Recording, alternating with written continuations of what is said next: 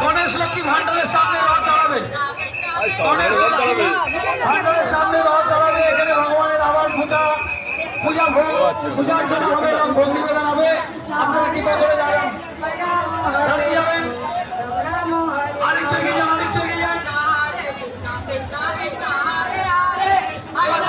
ভালো করে দেখি।